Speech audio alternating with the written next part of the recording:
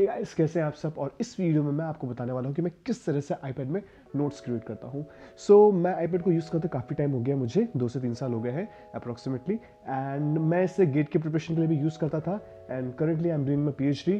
सो मैं इसे अपने अभी भी नोट्स बनाने के लिए काम करता हूँ and assignments and all that. So let's see, हम पता लगाएंगे कि क्या आईपैड में नोट्स लेना रियली एफिशिएंट एंड प्रोडक्टिव है या फिर नहीं। So first let's talk about the hardware में मैं आपको बताऊंगा कि मैं क्या सारी चीज़ें हैं जो कि मैं यूज़ करता हूँ नोट्स मेकिंग के लिए। तो फर्स्ट थिंग फर्स्ट, आईपैड। मैं यहाँ पे 6th जनरेशन 2018 आईपैड यूज़ कर रहा हूँ एंड ये 32 गिग वर्जन है और काफ़ी अच्छा है। आई मीन लाइक मुझे कोई प्रॉब्लम नहीं होती इसमें, कोई ना ही स्टोरेज में ना ही कोई दिक्कत में, क्योंकि मेरा सोली पर्पस इसमें note making and all that यही है। एंटरटेनमेंट एंड ऑल दैट ये भी मैं इसमें ज़्यादा करता नहीं हूँ। सो बेसिकली ये मेरे सिर्फ note making and study purpose के लिए काम आता है। इसके साथ मैं यूज़ करता हूँ वो है मेरी एप्पल पेंसिल। ये 4th जनरेशन एप्पल पेंसिल है, क्योंकि 2018 मॉडल के साथ आई थिंक यही सपोर्ट करता है। तो जो नए मॉडल प्रो में आए हैं वो प्रो में एप्पल जेन 2 पेंसिल यूज़ होती है, बट ओल्डर मॉडल्स एंड जो कि लोअर मॉडल्स हैं उसमें एप्पल पेंसिल 1 यूज़ होती है गेस। एंड इसके साथ मैं यूज़ कर रहा हूँ यहाँ पे सिलिकॉन का कवर। तो ये पेंसिल का कवर है, एक्चुअली ये काफ़ी हैंडी और अच्छा कवर है। तो इससे क्या लिखने में काफ़ी ज़्यादा एक ग्रिप अच्छी बनती है एंड इसमें बहुत ही आसानी होती है। एंड ऊपर में ये जो हैंगिंग काइंड ऑफ क्लिप दिया हुआ है ये भी काफ़ी अच्छा है, क्योंकि अगर मैं यूजुअली कैसे कई बार कैसे रख देता था तो ये क्या है रोल आउट होकर गिर जाती थी, बट अब ऐसा है कि कहीं पे भी मैं रख दूँ कोई दिक्कत नहीं है। एंड तीसरी चीज़ जो हार्डवेयर में मैं यूज़ करता हूँ वो है पेपर लेक स्क्रीन प्रोटेक्टर। तो जो कि स्क्रीन प्रोटेक्टर मैं यूज़ कर रहा हूँ वो नॉर्मल टाइप वाला नहीं है। इसमें आपको क्या है कि एक फ्रिक्शन क्रिएट होगा, तो जब भी आप राइट करेंगे तो वो एक पेपर टाइप की फीलिंग देगा। तो मैं आपको बताता हूँ किस तरह से ये फील होता है। Can you like here this voice? तो ये जो फ्रिक्शन की आवाज़ है, आई मीन मतलब ये थोड़ा सा पेपर टाइप की फीलिंग प्रोवाइड करता है। तो ज़्यादा मज़ा आता है राइट करने में कंपेरेटिवली। अगर मैं स्क्रीन पे ऐसे लिखूँ तो उसमें थोड़ा कम फन है कंपेरेटिवली ऐसे। तो ये प्रोसेस को थोड़ा और ज़्यादा इन्हांस कर देता है। हार्डवेयर में हो गया ये सारी चीज़ें जो कि मैं यूज़ करता हूँ। जो सॉफ्टवेयर में मैं यूज़ करता हूँ वो है 2 apps. First is Notability and second is good notes.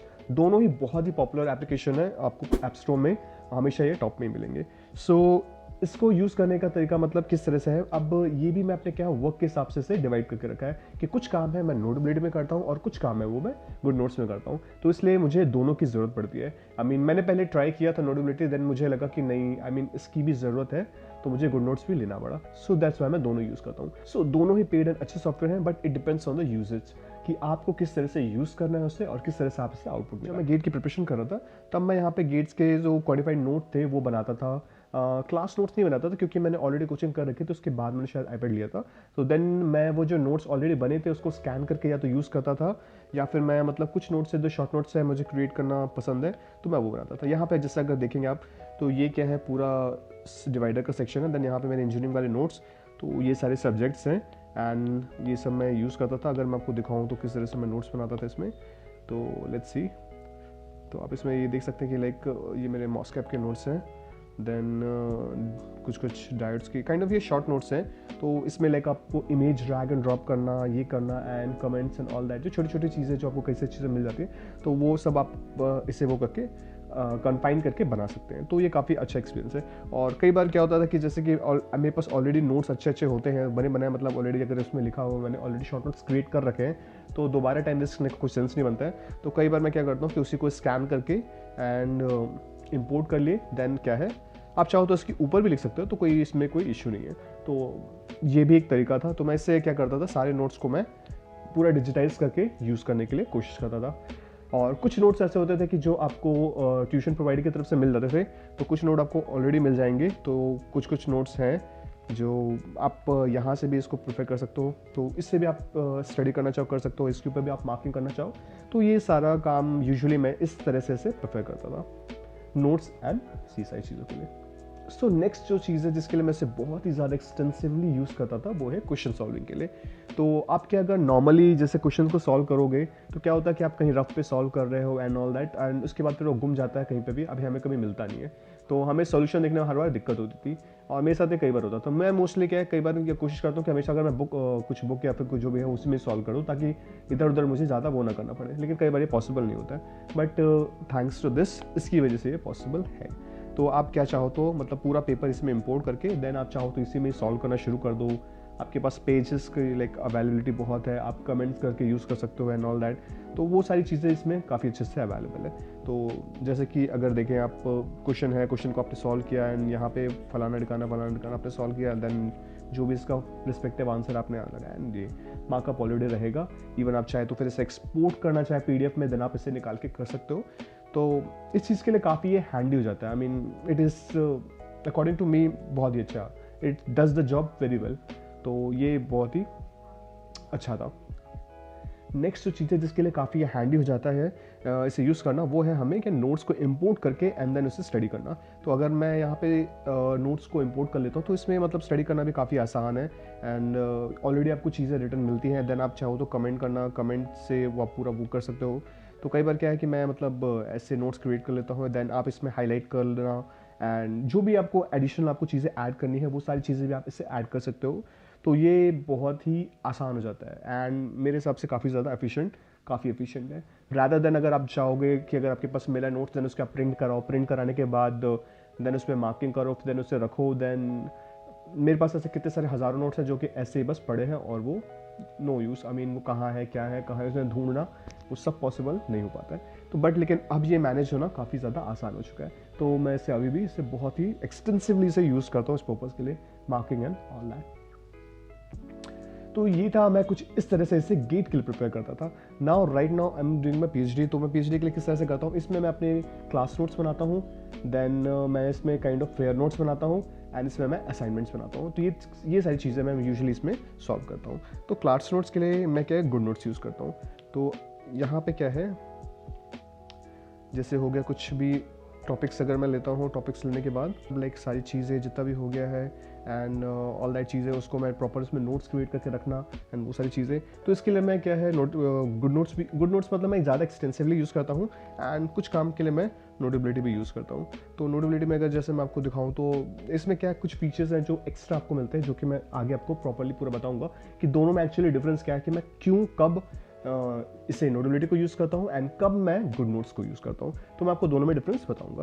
तो जैसे कि अगर लेट्स टेक 2D न्यूक्लिएशन का टॉपिक, तो देन इसमें जो भी टॉपिक्स हैं सारा वो करना, क्रिएट करना एंड एवरीथिंग, ईच एंड जो भी चीज़ें हैं इंपोर्ट करना, images and all that web से, वो सब थोड़ा आसान हो जाता है, हैंडी हो जाता है। तो इस तरह से मैं इसमें नोट्स क्रिएट करता हूँ। सारा कुछ ऑर्गेनाइज रखने के लिए काफ़ी कामफुल है, काफ़ी हैंडी है। नेक्स्ट चीज़ जिसके लिए मैं इसे यूज़ करता हूँ काफ़ी ज़्यादा, वो है असाइनमेंट मेकिंग के लिए। तो अगर आप इसमें चाहो तो कुछ भी मैथ लिखना चाहो, जैसे कि लेट्स सपोज मैं लिखता हूँ इसमें x + y = 5, देन आप इसे सेलेक्ट करें एंड टैप करें एंड कन्वर्ट टू मैथ। तो ये क्या करेगा, इसे इक्विवेलेंट मैथ फॉर्मेट में कन्वर्ट कर देगा। ये देखिए x + y = 5। तो राइटिंग को जो टेक्स्ट फॉर्मेट में कन्वर्ट करना, it is amazing. I mean text तो सभी कर लेते हैं ऑलमोस्ट, बट लेकिन मैथ को कन्वर्ट करना, that is simply amazing. I mean ये मेरे तो बहुत काम का है। एंड अगर आप चाहो तो इसमें summation, integration and what not, जो भी आप चाहो तो इसमें यूज़ करना चाहो, ये सब कुछ डिटेक्ट कर लेता है। तो इसमें आपको कोई प्रॉब्लम नहीं होने वाली। बट हाँ, समटाइम्स कई बार चीज़ें होती है जो आप लिख रहे हो वो उसे अंडरस्टैंड नहीं होता, तो आपको उसे बार बार करना पड़ता है। तो वो एक थोड़ा सा फ्लॉ है जो कि I guess we will use to it हो जाएंगे इसके। बट फिर भी ये फीचर बहुत ही कमाल का है। तो अब जैसे असाइनमेंट्स मुझे बनाना हो तो असाइनमेंट्स हो गए, वो सारा कुछ मैं इसी में सॉल्व करके एंड एक्सपोर्ट करके PDF फाइल में देन इसे सबमिट कर देना। तो अब वो क्या है, काफ़ी हैंडी हो जाता है।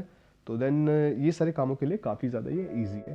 तो इस तरह से मैं इसे अभी यूज़ कर रहा हूँ, marking, notes making, assignments, question solve करना एंड ये सारी चीज़ों के लिए। तो आप लाइक इसमें बहुत सारी चीज़ें हैं जो कि आप कर सकते हैं, नो डाउट। तो बहुत ही ग्रेट डिवाइस है। I think every student should have it actually. तो बहुत ही आपका मतलब लाइक ईजी बना देगा प्रोसेस। आई थिंक मैं सोचा था कि बहुत पहले क्यों नहीं आया ये मेरे पास। अगर मेरे पास और पहले आया होता तो मैं लाइक और अच्छे से नोट्स को मेंटेन करके रख सकता था, ऑर्गेनाइज करके रख सकता था। एंड जो और भी बड़े बड़े लेक्चर्स हैं उसे भी मैं मतलब सब कुछ धीरे धीरे अगर मैं मेंटेन करके रखना शुरू करता तो वो काफ़ी अच्छे से हैंडल हो जाता। बात करूँ तो note making, annotations and solving question papers and creating digital notes, and अगर बुक्स आप चाहो तो इवन बुक्स को इंपोर्ट कर सकते हो। ऐसे और भी सॉफ्टवेयर हैं जो उसमें आप रखना।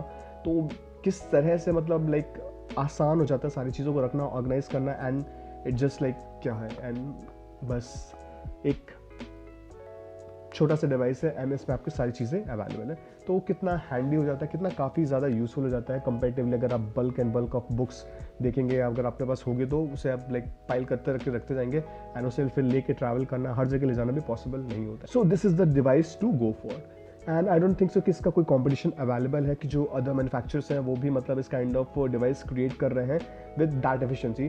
तो प्रॉब्लम ये है कि हाँ टैबलेट्स अवेलेबल हैं बट इस तरह से आपको राइटिंग एक्सपीरियंस नहीं मिलेगा।